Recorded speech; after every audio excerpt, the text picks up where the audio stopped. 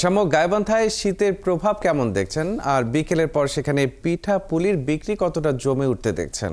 তাতে গাইবান্ধায় শীত আসলে সেভাবে জেকে না বসলেও কিন্তু শীতের প্রভাব আছে। শীতের প্রভাব এখানে পড়েছে এবং বিশেষ করে শীতের সময় আমরা যেটি লক্ষ্য করি যে পিঠা উৎসব গাইবান্ধা তথা গ্রাম বাংলার যে পিঠা উৎসব হতো সেই পিঠা উৎসবটা কিন্তু আর বাড়ি বাড়ি দেখা যায় না এখন।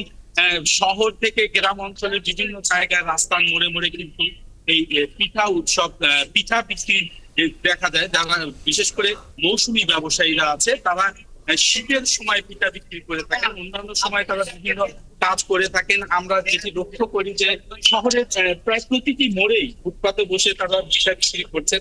আপনি দেখতে পাচ্ছেন যদি আমি আপনাকে দেখাই তাহলে এখানে প্রায় 6টি চুলায় পিঠা বিভিন্ন ধরনের পিঠা বিক্রি করছেন। তারা তেল ভাজা পিঠা, ভাপা পিঠা, চিতই পিঠা, তারা পুলি পিঠা, বিভিন্ন ধরনের পিঠা কিন্তু চেচকাটা পিঠা যেটা বলে, পাটিসাপটা পিঠা, এবং তারা কিন্তু এই পিঠাগুলো বিক্রি করছেন। এই পিঠার স্বাদ বাড়ানোর জন্য বিভিন্ন ধরনের ভর্তা এবং মশলা ব্যবহার করেন। তারা এর সঙ্গে গুড়, নারকেল ব্যবহার করেন। আমি একজন বিক্রেতার সঙ্গে কথা বলতে চাই। আসলে আপনারা পিঠাগুলো কখন থেকে কখন বিক্রি করেন, কি অবস্থায় কিছু বলতেন? বিকাল 4টা থাকি, 3:30 থাকি, 12টা পর্যন্ত। আর তখন দেখা হলে হয়ে যায়। তারপরে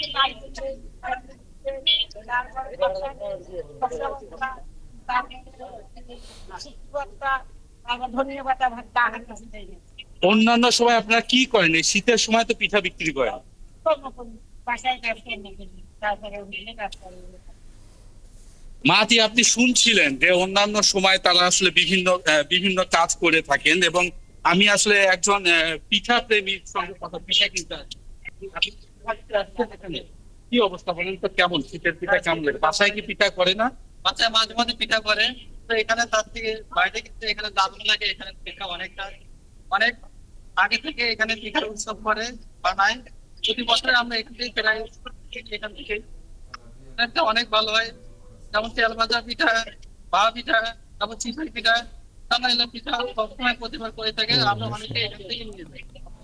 মাটি, আপনি শুনছিলেন নানা বয়সী মানুষ কিন্তু এখানে আসে পিঠার চাপ গ্রহণ করতে। আর জীবনের ব্যস্ততা এবং আধুনিকতার কারণেই আগে যে গ্রাম বাংলায় নারীরা মা খালারা পিঠা উৎসব করতেন, অনেকের সঙ্গে আমি কিছু কথা বলেছি। তারা বলেছেন যে আমরা ছোটবেলায় যে পিঠা উৎসব বাড়ি বাড়ি হতো সেটি আসলে তেমন চোখে পড়ে না, কিন্তু শহরের এই যেখানে হাত বাড়ালেই আসলে পিঠা পাওয়া যায়, অনেকেই কিন্তু বাসায় পিঠা করতে তেমন আগ্রহী হয় না, কষ্ট করে পিঠা করতে আগ্রহী হয় না।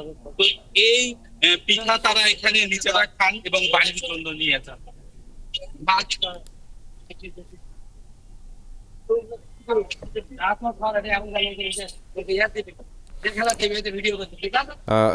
শাম্য, আপনাকে ধন্যবাদ। আমরা দর্শক গাইবান্ধার শীতের খবর জানতাম, পাশাপাশি সেখানে পিঠা উৎসবের খবরও জেনে নিয়েছিলাম সহকর্মী শামীম আল শাম্যর কাছ থেকে।